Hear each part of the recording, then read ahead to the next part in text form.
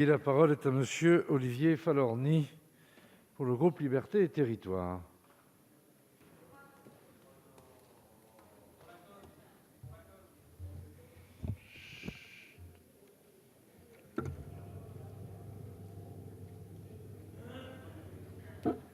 Monsieur le président, madame et messieurs les ministres, monsieur le président de la commission, monsieur le rapporteur général, mes chers collègues, une motion de rejet ayant été déposée, mon intervention s'inscrira donc dans le cadre de ce débat et se substituera à celle prévue dans la discussion générale.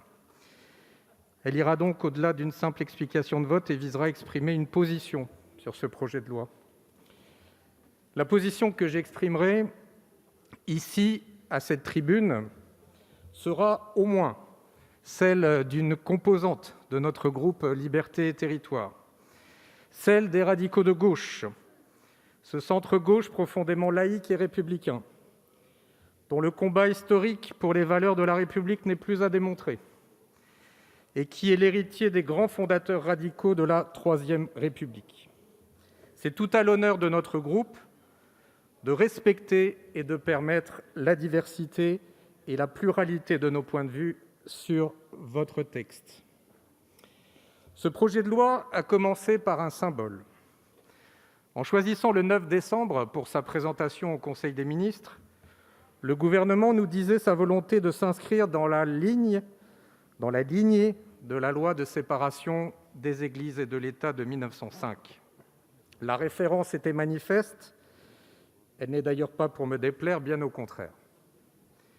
Jouer sur l'analogie, c'est aussi prendre le risque de la comparaison. Nous savons que la loi de 1905, adoptée après d'intenses débats qui ont marqué l'histoire de cet hémicycle, fut au final une très grande loi, pour moi la plus belle des lois. Car 115 ans après son adoption, elle demeure une loi fondamentale autant que fondatrice pour notre République. Une loi qui, pour reprendre les termes du Conseil d'État, est la clé de voûte de la laïcité. Laïcité qui est devenue à son tour la clé de voûte de notre République. La laïcité, c'est en effet l'âme et la flamme de la République. Elle est le magnifique trait d'union entre ce qui nous est si précieux, la liberté, l'égalité, la fraternité.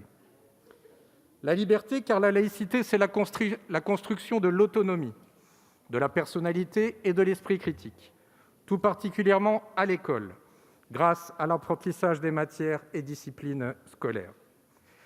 C'est aussi la mise à distance des assignations identitaires. C'est enfin un droit précieux, particulièrement apprécié des enfants venus de pays où l'on est d'abord défini par son origine et sa religion. Oui, la laïcité, c'est en effet aussi le droit d'être différent de ses différences. L'égalité ensuite, car la laïcité, c'est la commune appartenance à la nation et le partage de la citoyenneté, de ses droits et de ses devoirs. La fraternité enfin, car la laïcité, c'est privilégier ce qui nous rassemble plutôt que ce qui nous sépare. Oui, la laïcité est un joyau de paix et de concorde. Elle n'est pas un glaive, elle est un bouclier. Et puisqu'elle nous protège, nous devons, nous aussi, la protéger. Or, depuis au moins 30 ans, la laïcité n'a pas été suffisamment défendue et ses défenseurs pas assez entendus. Elle est bien sûr frontalement attaquée par les prêcheurs de haine, accompagnés de quelques idiots utiles qui crient islamophobie quand on parle d'universalisme. Mais le plus inquiétant peut-être est que la remise en cause de la laïcité prend souvent moins la forme d'une contestation frontale que celle d'une édulcoration sournoise. Les adjectifs dont certains affublent le mot « laïcité », ouverte, inclusive, positive, etc., ces adjectifs sont des parasites qui, tels une tique, ne se fixent sur ce substantif que pour mieux le vider de sa substance. Depuis des années, se sont accumulés les accommodements, les renoncements, les petites et les grandes lâchetés, les aveuglements volontaires en pensant acheter la paix sociale. L'aveuglement volontaire, c'est par exemple la mise au tiroir du rapport Aubin, qui, dès 2004, alertait déjà sur les graves atteintes à la laïcité dans l'école de la République. L'aveuglement volontaire, c'est par exemple cet observatoire de la laïcité qui n'a été au final qu'un observatoire de la cécité. Le résultat de ce lâche et coupable aveuglement, il est aujourd'hui devant nous. C'est la montée des communautarismes, des séparatismes, c'est l'essor alarmant des fondamentalismes, c'est l'émergence au cœur même de notre communauté nationale de véritables projets de contre-société intégriste.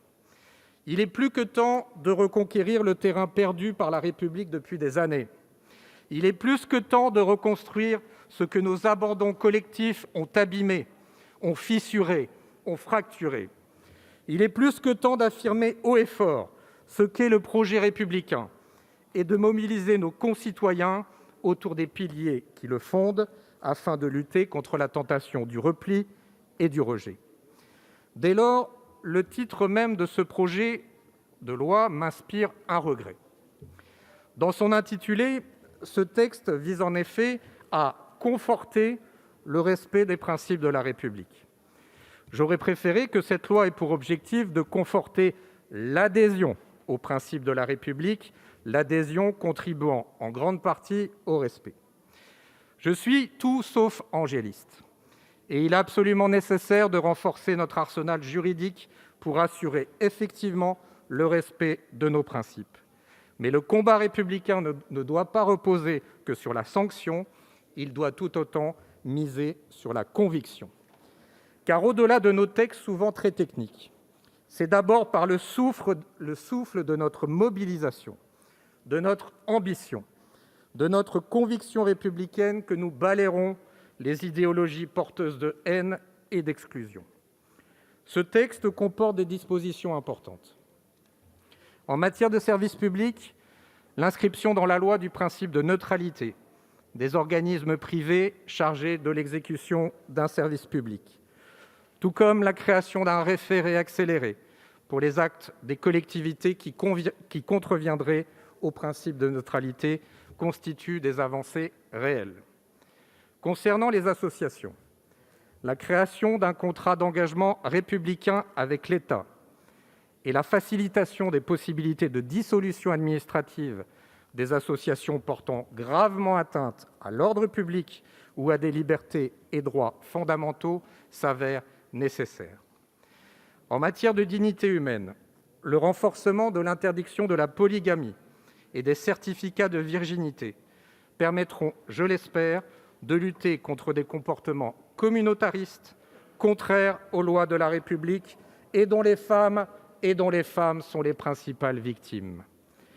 Concernant la lutte contre la haine en ligne, la création d'un délit de mise en danger de la vie d'autrui par diffusion d'informations personnelles fait ainsi écho à l'abominable processus qui a conduit à la décapitation du professeur Samuel Paty. En matière d'exercice du culte, le texte renforce les contrôles et les règles s'appliquant aux associations cultuelles, notamment en ce qui concerne leur financement, et il vise à restreindre le financement étranger du culte. Pour autant, je le dis, l'article 28, qui autorise les associations cultuelles à exploiter directement des biens immobiliers, pose en l'état un sérieux problème, car son adoption constituerait une véritable atteinte à l'esprit et à la lettre de la loi de 1905.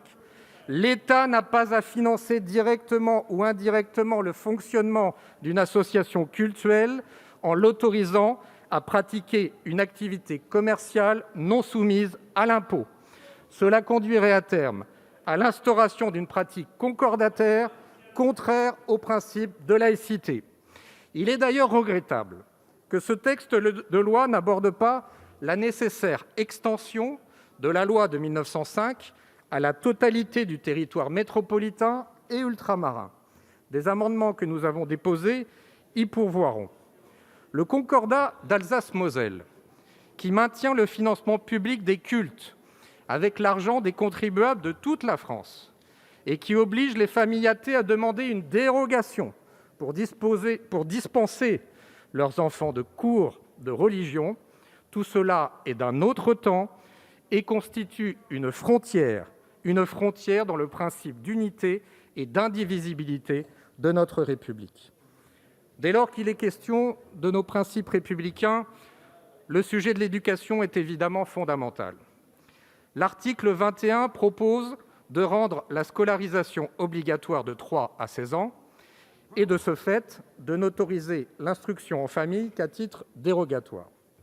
Je sais que ce sujet est particulièrement sensible pour certaines familles qui voient dans l'instruction à domicile une manière de dispenser un enseignement diversifié, complémentaire ou adapté à un projet éducatif choisi. Cette liberté doit être maintenue, mais de façon plus encadrée. Il est d'ailleurs anormal que le régime d'autorisation qui s'appliquera désormais à l'instruction en famille ne s'applique pas aux établissements privés hors contrat, dans lesquels les dérives de prosélytisme séparatiste se posent au moins tout autant que pour l'IEF. Ce sera l'objet d'un amendement que nous proposerons. Pour ma part, je crois plus que tout en l'école, car j'ai la conviction que l'école est bénéfique pour les enfants sur le plan pédagogique, mais aussi sur le plan social et humain. C'est un lieu de construction, de sociabilisation, de confrontation des idées. Bien sûr, ce lieu n'est pas parfait, et nous pouvons l'améliorer, en premier lieu en lui donnant davantage de moyens, mais il est un lieu d'émancipation par excellence, un lieu d'émancipation de l'esprit et d'émancipation sociale, dans la lignée des lois sur l'école de Jules Ferry, lois qui ont d'ailleurs préfiguré celle de 1905. Sans l'école et l'éducation qu'elle dispense, la transmission des valeurs de la République ne peut être assurée. Aujourd'hui, nous devons faire davantage pour que l'école continue d'assurer ce rôle de transmission des valeurs. Depuis longtemps, je milite en faveur d'un enseignement plus approfondi de la laïcité à l'école, et ce, à toutes les étapes du parcours scolaire. Mais il faut aussi soutenir et protéger les enseignants. Nous avons tous le souvenir encore douloureux de l'assassinat ignoble de Samuel Paty. Or, pendant des années, l'Éducation nationale a failli dans son devoir de protection. La doctrine, plus ou moins affichée mais bien réelle, du pas de vague, a été délétère. Elle a même été, je pèse mes mots, criminelle à l'égard de l'école républicaine et de ses hussards.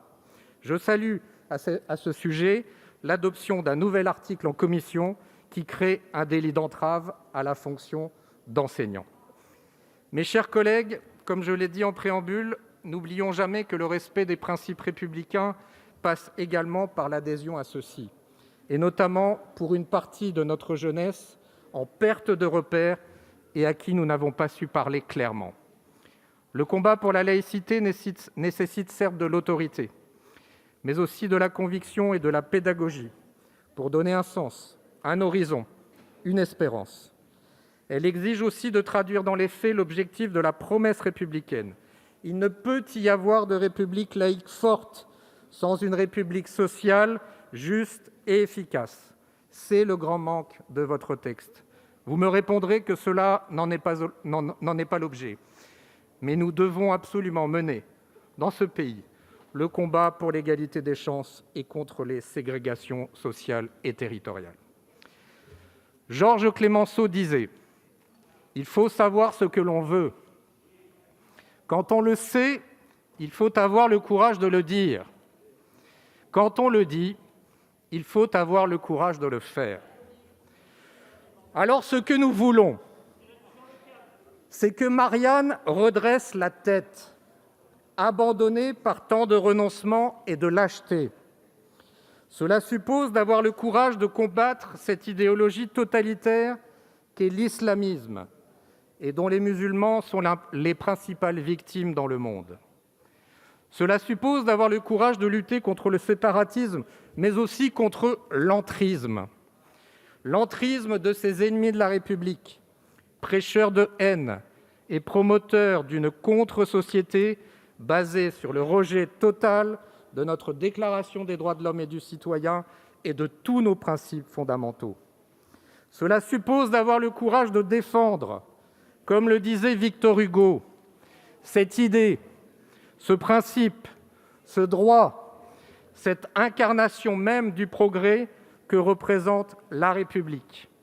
Cela suppose d'être à la hauteur du courage de toutes celles et de tous ceux, dessinateurs, journalistes, écrivains, artistes, enseignants, religieux, juges, policiers, citoyens de tous horizons et de toutes professions, de toutes celles et de tous ceux qui se battent depuis des années pour sauver notre modèle républicain, au prix de menaces de mort permanentes et même au prix d'y perdre la vie.